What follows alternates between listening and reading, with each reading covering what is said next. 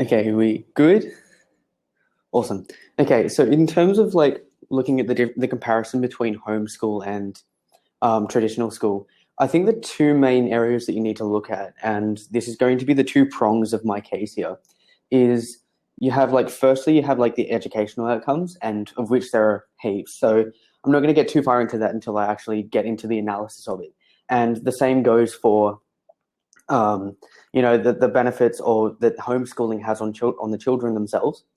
And so again, there's quite a few of those. So I'm not going to get too far into it, but it just like I kind of think that all of the things that you get from traditional schooling and all of the benefits that people are like, oh, well, traditional institutionalized schools are so much better. Like all of those benefits, they happen at the same time as homeschool, but they just happen better. And a lot of the harms that you get coming from, say, institutionalized schools, that they're somewhat mitigated by homeschool, and that comes to things like just generally here, things like bullying, things like just general class disruptions, and these are kinds of things that I'll kind of get into a little bit later. But pretty much there's my opening, so I'm going to pass you the microphone, and then you can start yours.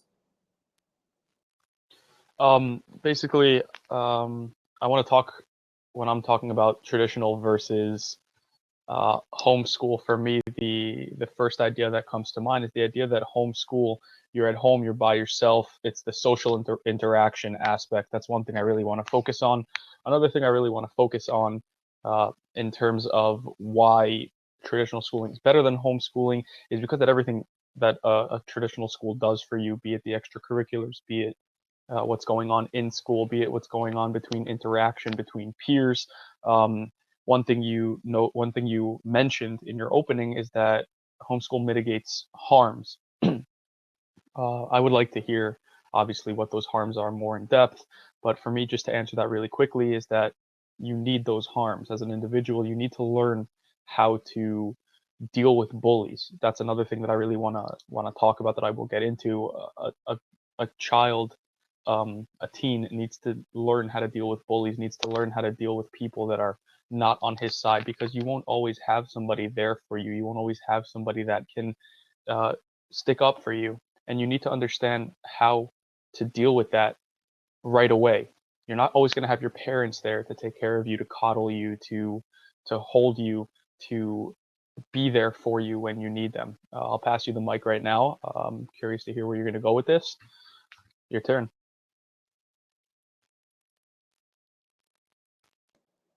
Okay, I'm really glad that you brought up socialization because it wasn't particularly part of my case, but I do have a fair few things to say about that. Firstly, institutionalized schools do not monopolize socialization. There is no way that being homeschooled means that you do not have any opportunities to socialize with not only your peers, but people of older and younger age groups. The reason why this is particularly beneficial for homeschool kids is one, because it means that, like I said, you get to kind of associate with younger people and older people. And right now, I'm just kind of going to focus on the rebuttal because this is pretty important. So, for example, all right, younger people. So, what this does is it teaches you how to act around younger people without giving you a bit of a superiority complex. Because, like, let's be real. Every time you go to a school, one year group always looks down upon the year groups below them, and it just happens, and that's just the way that it is. You can't change that. That's not to say that these are transcribed into real life, but at least at a homeschooling environment, because you generally can associate with other kids who are homeschooled of all ages, you learn things like being able to talk to people that are younger than you. You learn things like patience because they're different, they're less developed, or in some cases they are. So it means that you end up being better parents, you end up having better relationships with younger people. But then let's move on to older people, right? So this gives people confidence to actually talk to people who are of a higher intellectual level, which just doesn't happen at schools because people tend to see teachers at schools as more authoritative, and they kind of just see them as they don't see them in the same light as you would should you interact with an older person in the real world. And so what this means is that not only do you have that newfound confidence, but you also have a wider social base because you actually are able to interact with older people.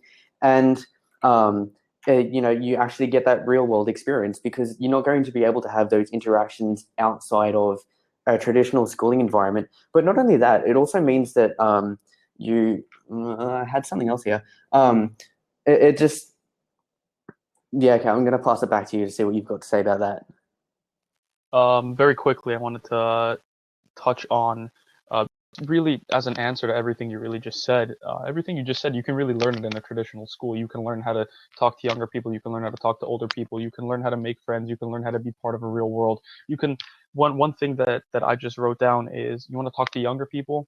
Me, let's say I'm a year 12 or grade 12, and I want to go talk to a freshman. I'm going to go talk to a freshman. All these stigmas that people have in terms of a traditional school that the older is going to pick on the younger or that the younger is going to get shoved into a locker. Yeah, it may happen, but at the end of the day, I think that teaches the older person and the younger person something. Yeah, you're going to have your bullies. Yeah, you're going to have these people that are going to pick on you. This is going to happen in school. This is going to happen in life.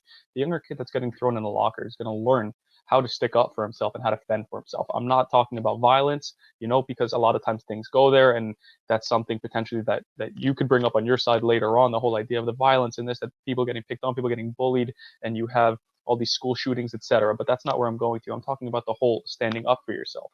And you said because standing up for yourself is something that you need to do in life. In terms of older, you said not talking to teachers. The whole idea of teachers is that they're an authoritative figure. They are the authority. They are the people that are above you. What's great about being in a traditional school and having teachers above you is that you learn now how to talk to the authority.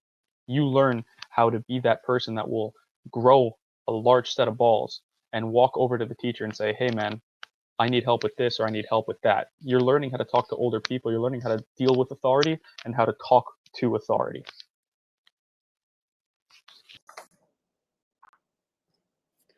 Okay, so just there's one of the last things you just said that I really want to pick at, right? So, and this comes into the benefits that one of the benefits of children that I have.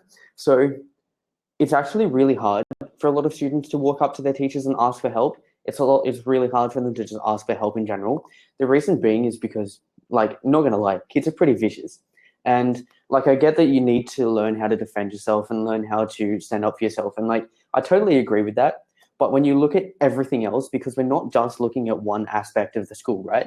So while socialization, it kind of can go both ways, there's more to it than just that. But anyway, ignoring what I just said there, take you at your best and assume that kids should be able to ask their student or their peers and teachers for help because of the position that they're in. Quite often it doesn't happen just because of the fact that, like I've said, kids are pretty harsh to one another, and a lot of kids just don't ask for help whatsoever because they're scared that people are going to judge them. They're scared that people are going to ridicule them and mock them, and it means that then they don't get the answers that they actually need. It also means that generally their education suffers even just slightly, which is not something that we really want in society. We want people to be properly educated in a way that they actually can demonstrate the fact that they understand the things that they're getting taught. And if the trade-off is that they might not be able to socialize to the same extent that they do at public schools, yet still being able to in homeschools, because there are more than one way to talk to people of your own age. Like, come on, extracurricular stuff, right? Art, craft lessons, music lessons, sports. Quite often schools that have people that are homeschooled in that region also offer things like after-school sports for students who are being homeschooled. So it's not like these people just have no interaction with their peers whatsoever. And regardless of whether it's in or outside of the school, or the schooling environment, they're still going to get those socializations and the harms that you want to prop forward that are going to happen. It doesn't just happen in schools. They're going to see it in real life. They're going to have to do that. Like, for example, they're at a store going to buy something and then someone pushes in front of them. Like, that's not something that these harms are something that homeschooled students will definitely learn more about, because they actually are put into real world situations where teachers are no longer controlling it. Because what happens when you have students who disagree in a playground? You have teachers who just jump in and break it up. That doesn't happen in the real world, which is why homeschooled students who actually have to deal with these situations in an environment that's not as controlled are actually generally pretty better off and more able to adapt and learn that this isn't the right way to do things, because they have to actually learn for themselves.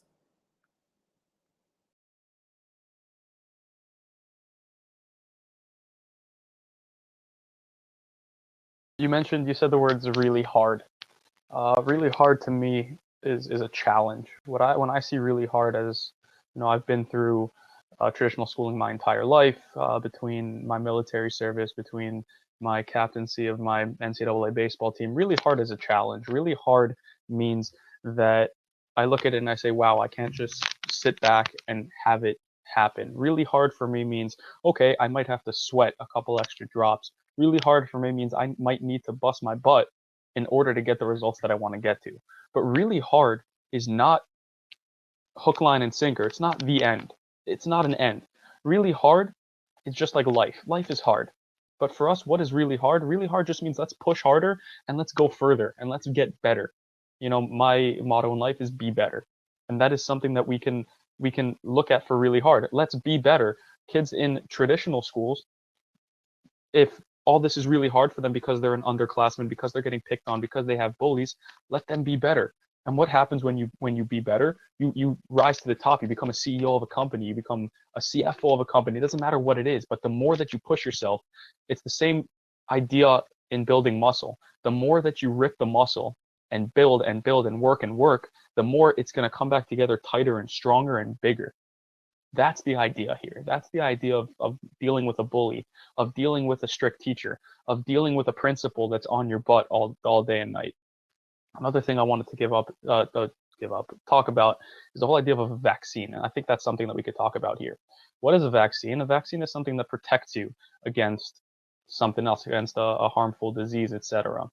These teachers that are coming in and breaking up on the playground are a vaccine. But what is a vaccine? A vaccine is a little dose. It's a little dosage of the harmful bacteria that teaches your body how to fight it. And it gives your body an opportunity to fight it on a low level so that if potentially you would contract that bacterium, your body would know how to fight it. So what is that teacher doing? That teacher's coming in, but at the same time, now you have that little taste. You have that little taste of what it's like to be picked on. You have that little taste of what it's like to not have things go your way, to not have things going your way constantly.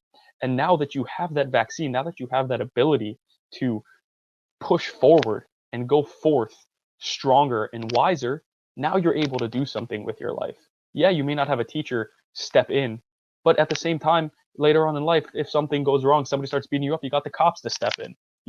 That's just a very far out example, but you will always have somebody that can step in. But the reason that you're out there on the playground getting bullied is so that you can have that vaccine and so that you can have that ability and that taste of what life really is. Send it over to you.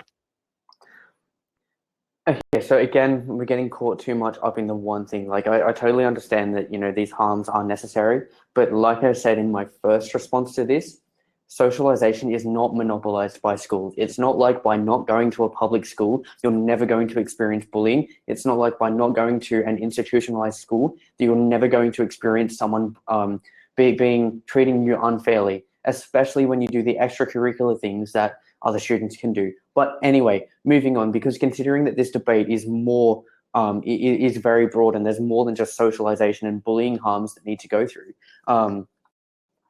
The first major prong of my case is that the educational outcomes are actually far better in a homeschooling environment, particularly with the first point here, is that students can actually pace themselves and learn at a level or speed that's more beneficial to them. So what this means, what this looks like, is when teachers who have to teach something in a strict time frame, it means that students who just aren't as fast as learning a particular concept as their peers don't fall behind. It means that the students who are a little bit faster than their peers and a little bit more advanced can actually go through and learn things that are more suited to their intellectual capabilities. It means, because the reason why this is particularly harmful for you and not from my side is because when you have someone who is falling behind, and sometimes the way to remedy that is for this student to repeat, or sometimes the student just doesn't say anything and then the teacher has no idea, and then the other students pick up on that, and that's where the bullying comes from. And yes, okay, I understand that sometimes bullying is necessary and it can be a bit of a trade-off. In this instance, it's not going to work, because then the student just becomes disenfranchised with their entire education because they no longer feel like they're smart enough to be there in the first place, which means that they no longer try to do their education. They no longer try to pass all of their subjects because they just feel like they're not at an adequate standard because everybody else has made them feel like shit because they just didn't get a concept quickly. Whereas on the trade-off, on the other side of the house, you have someone who can take as much time as they want to learn something, as long as they have learnt it at the end of the day, and then can demonstrate the fact that they actually know what they're talking about. And so coming into the second reason as to why educational outcomes are better for me than they are for you is because teacher to student ratios are pretty horrible right now. Like that's not something that is even debatable. And one-on-one teaching is far more beneficial to a student than having one teacher try to control a class of like 30 people or even like 15 people plus. And so I'm kind of running out of time. So I'm not going to give you any more analysis just yet on that, but more to come later. So yeah, I have the microphone. So just to answer that last point that you made first, and then I'll go a little backwards. What's beautiful about a traditional school is you can have that 1-versus-1. You can have that teacher to student. There may be a high teacher to student ratio, but there is the idea that there are different teachers, different specialized teachers for different areas. If a kid is struggling in a public school, they can have a para. A para will sit by them and make sure that they're getting to where they need to go at all the time. The fact is they pull up a chair, they sit next to them, and they are one-on-one. Yes, they're sitting in the classroom, so they're still getting everything that the classroom has to offer, but they're also getting the one-on-one, which is more beneficial to them and which teaches them better, which would answer that whole idea of one-to-one homeschooling. Another thing that I have against homeschooling is you said that when they're at home, it's one-to-one and they can teach them more and they can learn more. It's very biased. The homeschool nature is very biased. Yeah, there are some curriculums to homeschool, but when push comes to shove, a parent that's teaching at home has his or her own agenda and can do whatever they may want to do. At the end of the day, yeah, you're going to take a test, and that same test that's going to get me into college is going to get that homeschool kid into college. But at the same time, maybe that one-on-one, maybe it's taking him longer in a school because he doesn't have that opportunity to grasp it. But like I said, you have that person on the side that can help him, that can teach him how to grasp it. And I said the word curriculum for a reason. Curriculums have been around for forever. Since there has been school, there has been curriculum. And the one reason why we still have school and we still have curriculums is because it works. And yeah, there may be a high teacher to student ratio. Yes, there may be kids that fall behind, but at the end of the day, the curriculum is what pushes everybody forward and gets everybody to where they need to be. You don't need to have a one-on-one. One-on-ones don't happen in life. Again, that brings me right back to the whole idea that I was saying before of the social interaction, that idea of that social interaction being privy to the bullying and privy to that whole vaccination thing that I was talking about. That whole idea is specifically, I mean, it applies to everything. That's really the crux of my argument in general. The crux of my argument is that you need to be privy to everything. You need to see what's going on. In a homeschool, you're in a controlled environment. In a school, however, you're not just in a controlled environment, you're in a controlled environment, but at the same time, you're open to everything. You can see the world. I have a couple other arguments that I want to lay out. I'm going to wait until my next turn. Send it right back over to you. Okay, so I'm kind of glad you can't see the writing on the glass behind me because that's pretty much like my whole case right there. But in terms of, the fact that homeschooling teachers are biased, yes, they might be a little bit biased, but as you literally just said, curriculums do exist, and these people might be able to pass tests and whatnot, and that they have to pass the same tests. Does that sends the message to me that homeschool teachers still have to teach the exact same things that are taught in institutionalized schools? Now, the reason why, and sometimes bias is a little bit better, right? So you don't really hear of things, and I don't know much about religion because I'm not a religious person, but I never had any religious classes in school. So sometimes the bias is actually beneficial because if a homeschool parent is going to teach the curriculum, they can also slightly adapt it to include their own agendas, as long as they still teach the same things that are taught in schools, because there are regulations that you have to actually do that. And so to just address this person on the side thing, I think you kind of just ignored all of the analysis I gave you before in regarding how the reasons why kids are not always going to ask for help. You will have confident kids who realize the need for it and realize that they actually want it. But then you also have kids who are pretty scared and just don't have as good communication skills. And so they're not going to be able to articulate that they need the help. They're not going to be able to tell teachers and show teachers that they need the help. They're not going to ask for it, and therefore they're not going to get it. And so another point here is that, yeah, okay, you don't need some of the things that come with homeschooling and whatnot. This isn't about necessity.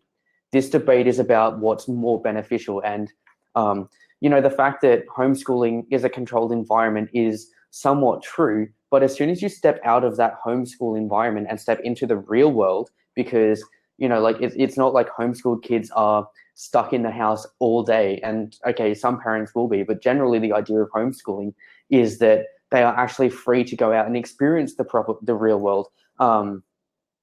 And so it means that people, unlike school children in proper schools, they don't actually see what happens in the real world. They see what their teachers want them to see. They see the way that their peers act, not the way that people act in the real world. It so often happens where you get students who are like, oh, well, I'm going to act this way and I'm going to act that way. And then all of a sudden they walk into the real world and they're smacked in the face by the fact that everybody acts completely different. And this isn't the case with homeschool kids, because they actually get to see this behavior. They actually get to have their parents teaching them everything they need to know for life, teaching them the way that the world works, and then also teaching them the proper way to behave and how to handle situations that happen in the real world, not in schools, in a controlled environment like those. Well done on the timing. Fantastic. I want to hit that last point real quick, because you said that they're going to go to school and they're going to see certain things, and that they're going to see that maybe this is how the world works, and they're going to walk outside and the world's going to smack them in the face. But it's the same thing with the homeschooling, because what is homeschooling? You're very coddled. You've got your parents watching over you. You've got this ability to just kind of do whatever you want. Traditional schooling is a curriculum. There is structure. It's a 9 to 3. It's a 9 to 2. It's a 9 to 5. It's an 8 to 5. Whatever the school hours are. The fact is that this is what the real world is. The real world is structured. The real world is you fending for yourself. You keep on mentioning how kids are going to be scared to go over to a teacher. If you're scared to go over to a teacher, what are you going to do when you got to go over to your boss when you're 25 years old and ask for a raise, or ask for a transfer, or go over and ask for a letter of recommendation so you can go to your next job? The fact is that school is teaching you how to do that. Maybe it works for only 95% of the kids, but school is teaching you how to grow a pair of balls and push your way forward, and to be resourceful, and to learn the world yourself. The fact is that in school it teaches you interests. School lets you find your interest and roll with that. School allows you to choose your classes. If you want to be more science-based, you have to take the course, but you can be more science-based.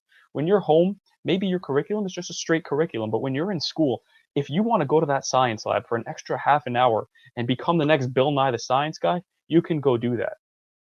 You want to go to that state-of-the-art gymnasium and work on your flips and your running and your baseball, basketball, whatever it is, you can go do that. School offers so many more things than home offers. Also, sitting at home, you become a homebody. What are you doing at home? Oh, what do you do with your life? I sit at home and I learn. What do kids that go to traditional schools do? They come out of their shell. They come out of their bubble. They see the world. They become the world. They choose what they want to be in the world. This idea of traditional schooling is an idea of choosing. It's an idea of following your interests, following your heart. It's an idea of being able to do what you love to do. You're not following your parents. We all don't want to be our parents. We all say at the end of the day, we want to leave home and we want to become our own person. So why not leave home and become your own person? You got to still go home and eat dinner with your family and go out with your family on weekends and go on trips, etc. Why be with them the whole entire day? Go out and learn the world. Go out and be the world. That's what traditional schooling does for you. Okay, so like I'm hearing you. I'm hearing all of the analysis that you're giving us to the benefits of traditional schools. But the first thing that comes to mind is that, again, traditional schools have not monopolized any of this. Just because you're at homeschool does not mean that you're stuck in your home 24/7, right? It's quite common for parents who teach their kids at home to actually take them out into the real world, which is something that students in traditional schools don't do. One, because they just don't have time, but two, because they just don't have the opportunities, right? And so it means that when it comes to seeing the world and being the world, people in homeschools have that extra advantage because they actually get to spend time in the real world outside of the classroom, which has just locked them into a standardized education system, which is probably the next point that I'm going to go with. The fact that teachers teach the way that they teach, as in what I mean by that is one teacher teaches exactly how that individual person will teach. And that's particularly harmful because it means that, because the teacher has an agenda or not so much an agenda, but because the teacher has to have taught the content in a certain time frame, it means that they don't have time to adapt to each student's learning needs, right? So you have students who, they might learn visually, they might learn by actually doing things, they might learn by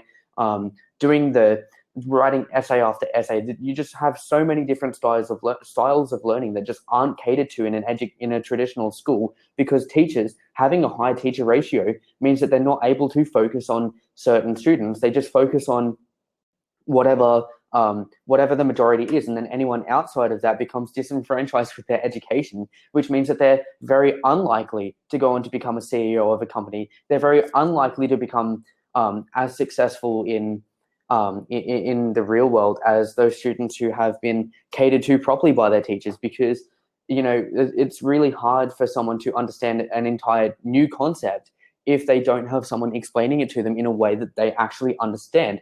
And this is the problem with the standardized test or standardized education that comes with institutionalized schools. At least in a homeschool environment, you have parents who are also, the best actors in this debate when it comes to knowing their kids and knowing what their kids' needs are and knowing how best to teach their children something. They're actually able to teach them something in a way that they are able to fully comprehend it, as opposed to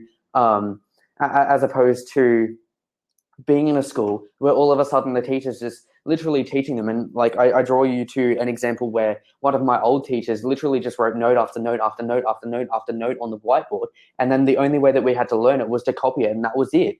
And then as opposed to other students who just didn't get things but like that, and then they left that class not knowing absolutely anything about the subject, and then they just became disenfranchised with everything that they knew about ancient history because they couldn't learn. All right. Very quickly, you keep on saying monopolized. I'm not saying that the traditional schooling has monopolized anything. I'm just saying that traditional schooling is better. I know you brought up before the title of the debate of whether homeschooling can be a better alternative overall than traditional schooling, and that's the word better. And better is traditional schooling.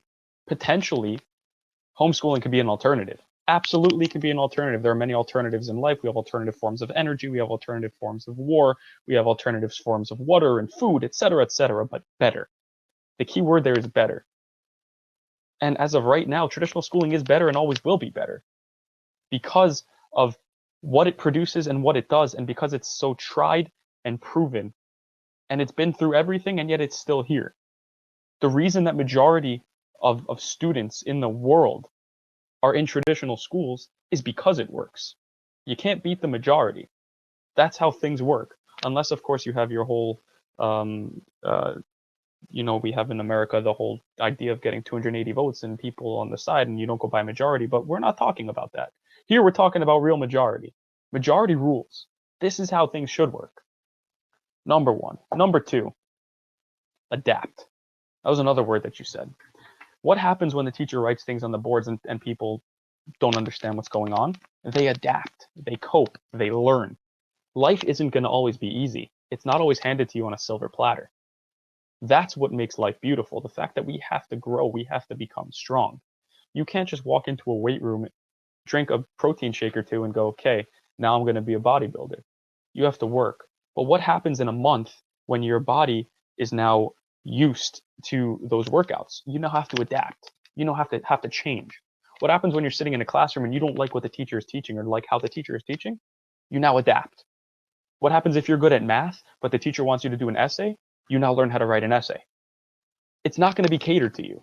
When you have to go get a job and your boss asks you to write up a report, but in essay format, not a report on an Excel or whatever. You're now going to have to learn how to write that in that essay format. And you're going to be so happy that Mr. Smith in the 7th grade made you write essays because now you know how to write. There's an idea of survival of the fittest. That's something that is, again, tried and true. That's something that, again, is if something doesn't work, you either cope and adapt or die out. And again, I don't want to be so morbid, but in a traditional school, you're going to fail. There are going to be some people that are going to fail, granted. But at the end of the day, those 99% of kids that are going to be better and become the next CEOs are the ones that are going to adapt, cope, and learn. Okay, it's all well and good to say that, people should be able to adapt. It's all really fine to say that, this is what they need to do, this is what they should do. But the reality is, it doesn't happen like that. It is really, really hard for someone who just does not learn a particular way that the teacher's teaching to actually understand a concept. It's very hard for them to adapt and learn it in a different way, especially when the teachers are so set in their ways that I'm going to teach it this way, right? Because the mentality is, I have a job to do, and I study education, right? So I know I kind of see this in my uni degree. I see this when I go on prac, right? So I have a job to do. I need to teach this subject in this time. I don't have time to teach everybody. I'm just going to do it my way. And if somebody doesn't understand it, then that's not my problem. They either fall behind or they catch up. And more often than not, the whole catch-up thing just doesn't work and is completely ineffective because they don't have the access to the help that they need so much. The reason being is because by this point, right, you've got someone who just doesn't understand anything, right? They let it go for so long without telling anybody, then they're so far behind, and then all of a sudden you get the harms that I was talking about earlier when it comes to people just being completely isolated from their peers because their peers think that they're stupid, their peers think that they're this, their peers say that, because they don't want to anymore ask for help. They no longer have the opportunity to adapt to anything because they're just so far behind because of an education system that has failed them. And in terms of the whole majority rules thing, right, probably the main reason why most people tend to be in institutionalized schools is because they don't know any better, right? This is the way that we've been doing it for years and years and years without any actual alternative. It's not that everybody, has looked at the harms and benefits and on the comparative that, on one hand, you've got homeschooling here and then non-homeschooling there, and then been like, oh, well, I'm just going to send my kids to an institution. They just do that because that's what's been ingrained in their heads, because they don't know that there are any other benefits that come from any alternative ways. And, it's bringing up the whole workplace thing and, the fact that your boss might ask you to write a report in one way that's different to the way that you are comfortable doing. Being in a workplace is slightly different because generally people, a lot of school kids don't always get jobs where they're asked to do things like that until after school. And by this point, they're slightly more developed and sometimes a lot more developed. So they are actually able to conceptualize the fact that they need to change. Whereas, when we say schools, we mean anyone from between the age of like 5 to 18. And sometimes they're just not able to actually adapt just because they're not developed enough. So it's all well and good to say that, but in practice, it's just not realistic. We keep on coming back to the whole very hard thing. And like I said before, I don't really believe in the whole very hard. I believe that, once again, very hard just means work harder and get better. You said about the whole teachers being set in their ways. That's how life is. Life is people that are set in their ways, and you're not going to change anybody. Like in this debate, once again, we're talking about the better. We keep coming back to the better. And I understand you've got your uni degree in education and you're teaching kids, and maybe for one or two kids it is better. But is it a better alternative overall? Which is better alternative overall? It is not a better alternative overall. Overall would mean for the overwhelming majority, it must be better. And if it isn't better for the overwhelming majority, then it isn't better overall. Because the fact is that if out of 100 kids in a class, you have one or two kids that are falling behind and one or two kids that aren't doing well with the school curriculum because the teachers are set in their ways, etc. The fact is that for 98% of that class or 97% of that class, things are working. And those 97 or 98%, is what matters in terms of statistics. I'm not going to sit here and tell you that if you have 100 kids and 98 of them pan out, 2 of them don't pan out, sweep those 2 to the side. I would never say that. That is atrocious. You should always be looking to try to be better for everybody. Homeschooling nowadays, like you were saying statistics, it was around 2 million in the early 2000s, or maybe around 2010. Nowadays, it's around 2.3 million kids that are homeschooled. So yes, it is becoming an alternative. It is absolutely becoming a viable alternative for people. It is becoming something that if school isn't working out, they can turn to and they can say, hey, homeschooling is going to work for my little Billy. And it might work for little Billy, but it won't work for Johnny. It won't work for Timmy. It won't work for Shmuley. It won't work for Josh. It won't work for Adam. And the fact is that in order for it to be a better alternative overall, it needs to work for Timmy and Billy and Johnny and Shmuley and Adam and Josh. It absolutely needs to work for all of them. If it doesn't work for all of them, then you can't say it's a better alternative overall. One point I haven't made yet. Oh, sorry. One thing I wrote down is the school system failed the kids. Maybe the kids failed the school system. Once again, it's looking at things from 2 sides and 2 opposite perspectives. Maybe it isn't that the school system failed the kids. Maybe it's the kids that don't want to be better and don't want to work hard. Maybe it's the kids that are going in the classroom and saying, oh, the teachers are set in their ways. All right, screw them. I don't have to do anything. I'm going to sit here on my laurels and not learn anything. Maybe it's I tried to write an essay once and I didn't like it. Maybe they need to just work harder. Maybe it's they have failed the school system. Do your thing. Okay, seeing as I've only got like not that much left, I'm going to address that last bit in terms of kids failing the school system. Like, okay, sometimes that does happen, right? And I'm not going to say that it doesn't, because it does. But we also then need to look at why they've failed the school system. What's turned them off it so bad that they feel like they're just not going to learn anything? Generally, it's because of all the harms that have come from traditional schooling. Now, like it's really imperative to look at it in a way that that would benefit everybody else, because it means that, you know, like all of the analysis you've given me so far is also applicable to my side of the house, minus maybe that initial point at the start about having to learn how to deal with bullies. Even though, you know, that still does happen on my side, I'll just assume that it even is slightly better for you than it is for me, right? We look at the rest of the analysis you've given me, it doesn't really give me any reason to think that primary or proper institutionalized schools are any better than the schools that than homeschooling environment, considering that all of the benefits that come from traditional schools can then be transcribed into a homeschool environment and then made even better, because it means that, you know, people have a more personalized learning environment and experience where they actually are able to not fall behind and not be as unsuccessful as they would be should they be taught something that they just don't get. And yeah. All right. Very quickly, closing argument, I guess, if you want to call it that. 2 minutes, 8 seconds left. One thing I didn't bring up was competition. Something you need in life is competition. You don't have competition in a homeschool environment. You only have the competition in a traditional school. In a homeschool, you're not able to look at somebody, see their grades, and say, I want to get better than him. All you have is yourself and maybe getting better than yourself. And you know what? Maybe that works for some people, but for the overall overwhelming majority, the fact is that without competition, we are nothing. We will never push ourselves to go forward. We will never push ourselves to be better. 2 points to finish off of, just to answer what you said. These kids, maybe traditional schooling doesn't work for them. Maybe they need to go to homeschool, but I don't think it's because traditional schooling has failed them. I think the kids whom traditional schooling has failed them and they have failed the school system as well, it is not because of everything they're going through in the school or because of the teachers or because of anything else. It's because they have no desire to be there. Some kids have no desire to be in school. Some kids have no desire to learn. Maybe it's their home situation. Maybe it's their life situation. The fact is that some people do not have that burning desire. Myself, I love school. I love learning. I don't know what I would do if I wasn't sitting in a classroom of 20 people and being able to just go back and forth with everybody. In a homeschool environment, you're not able to go back and forth. Maybe you can look at your mother and father and argue with them a little bit, but the fact is it'll never be the same as turning to your friend next to you and having this debate.